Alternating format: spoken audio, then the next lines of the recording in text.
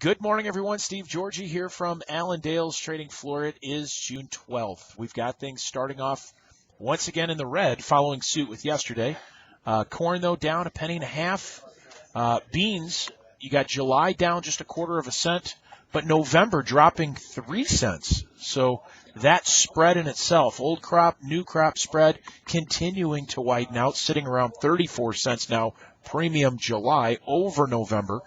On the charts, that looks like a breakout as well, but I think that's why we continue to see the July holding firm, whereas November continuing to find some weakness. As far as wheat, back and forth of unchanged. We did finish the overnight session, though, up a penny for July. Some of the back months were lower.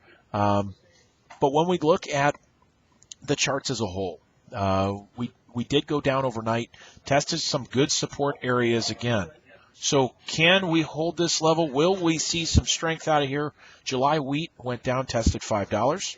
We went to $5.50. We had December corn near that support level of $3.70.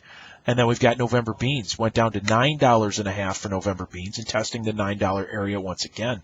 So where are we going to finish today? How are we going to finish out the week? We'll certainly need to see. We've gotten a lot of information thrown at us from USDA this week. But I think a lot of influence, and we're seeing it again today, is on the dollar. The dollar is up. We're up about 25 cents right now, continuing to surge higher. Now, a lot of talk that the IMF ended up leaving Athens, said, you know what, we'll still negotiate, but we're just headed home. And that doesn't give a very good feeling that we're going to see any kind of resolution here soon, but giving some strength to the U.S. dollar as the euro continues to weaken because of disappointment. We are expecting to see some rains continuing this weekend through the Midwest.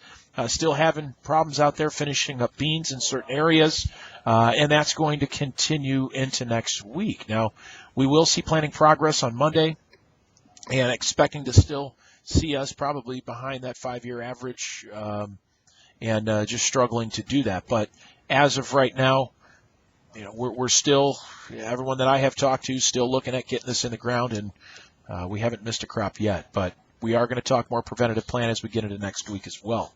Looking at cattle, we're down right now about 50 cents. Box beef coming in a little bit weaker. Choice down 47. Select down 7 cents. Lighter trade yesterday, 155. That's being looked at as a little bit disappointing today. They were looking for maybe a 156, 157, a little higher trade. We also have lower or a little bit lower kills there on Wednesday, 99,000 head. Talks that we could see the same thing here next week as well. But, you know, that looking ahead is we're expecting to see maybe steady or lower supplies here for the month. It may be a little bit disappointing as well. But hogs down about 30 cents. You got cutout values dropping down 58. We've taken out some support levels for hogs. If that does continue here today, you know, we could see some further downside down to almost another $1 before we hit the next support level.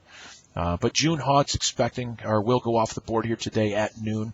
So we'll see how that trade reacts here once we get through the expiration of the June contract. Stock market down 62, giving back some of the gains that we've seen recently. Crude oil, though, continuing to pull back a little bit, down 77 cents right now. And the dollar, as I mentioned, we're up 25. So will we see that influence of the dollar spill over into commodities once again? Keep an eye on that here as we go forward. So give us a call if you have questions, 800-262-7538, or on the web at allendale-inc.com. Hope you have a great day, have a great weekend, and we'll talk to you again next week. Take care.